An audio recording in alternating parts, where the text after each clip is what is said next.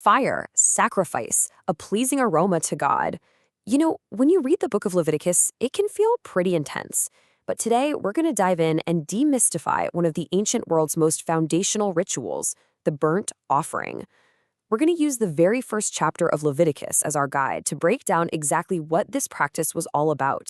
So let's just get right to it. What did it actually mean to make a burnt offering? I mean, for us today, the whole idea sounds kind of strange, maybe even a little brutal. But for the ancient Israelites, this was a really precise and deeply meaningful act of worship. So here's our game plan. We'll start with the whole purpose behind it all, this idea of making atonement. Then we'll look at how this actually worked with 3 different kinds of offerings, one from the herd, one from the flock, and even one with birds. And we'll see how all of them somehow lead to the same result, a pleasing aroma. Okay, so it all kicks off with the Lord calling to Moses right from the tent of meeting, which was like the central hub for worship. And the instructions were for all the people of Israel. When you bring an offering, it has to be an animal from your own herd or your own flock. So right away you see this isn't just some casual thing. It's a formal, personal response to a divine command. But why? Why go through all this trouble? What was the actual point of the whole thing? Well, the answer is in the core purpose of the burnt offering. See, this wasn't just about giving something up. It was all about achieving a very specific spiritual goal. And that goal all comes down to this one crucial word: atonement.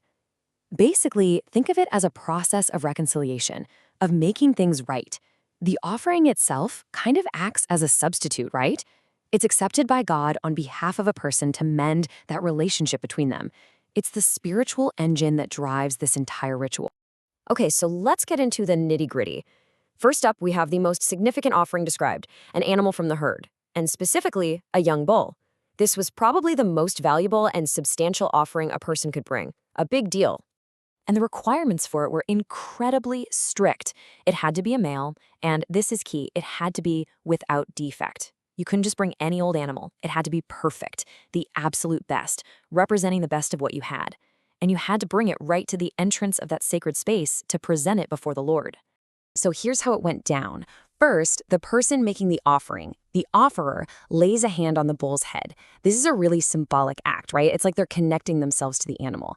Then that same person slaughters the bull. It's very personal.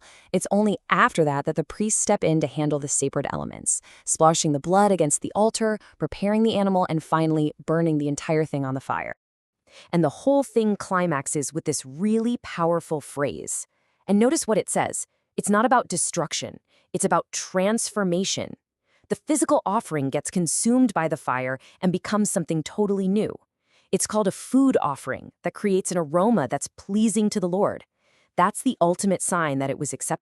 But hey, what if you couldn't afford a bull? I mean, that's a pretty big expense. Well, the law actually made provisions for that. The next type of offering was from the flock, either a sheep or a goat, and it followed a very similar but slightly different ritual. So the process is remarkably similar. The animal still has to be a male without any defects, and the main actions, slaughter, blood, and burning, they're all still there. But check out this little detail. The slaughter had to happen on the north side of the altar. Every single detail was spelled out. It just shows that the seriousness of the ritual was the same, even if the animal was less expensive. And once again, what do we see? We get the exact same conclusion. The outcome is identical. It doesn't matter if it's a bull from the herd or a goat from the flock, the whole purpose and the result are exactly the same, a food offering, an aroma pleasing to the Lord. This repetition is definitely on purpose. It's there to hammer home the unifying point of the ritual. And finally, the text provides for the most accessible offering of all. This is really important because it meant that even people with very little could still participate. And this was the offering of birds, specifically a dove or a young pigeon. Now, notice the huge shift in who does what here. With the bird offering, the priest actually performs the entire ritual, the person just brings the bird, and the priest handles everything else, from the slaughter to the burning. Even getting rid of the feathers is given a specific location. The precision is still there, even on this much smaller scale.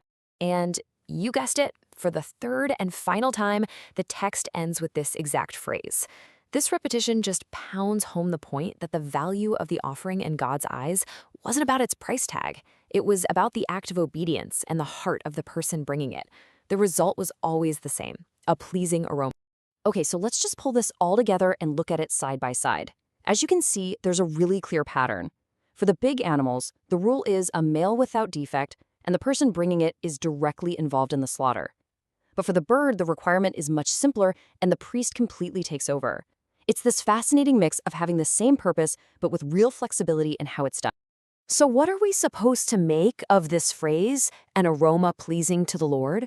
It's like the chorus of this entire chapter, right? And it's so much more than just what something smells like. It's really the theological heart of the entire burnt offering. At the end of the day, that smoke rising from the altar was a physical symbol of a spiritual reality. It represented the offering going up to God and, most importantly, being accepted by Him. It was the tangible sign that atonement was made, that the relationship was restored. And that was the whole point. So, we're left with this final thought. We've just walked through this ancient, very visceral ritual from a world that feels so far away. But that underlying human need for reconciliation, for connection, for meaning, that doesn't feel distant at all, does it? It really makes you wonder, what can these incredibly detailed instructions teach us about our own enduring need for ritual and for finding tangible ways to make sense of our lives?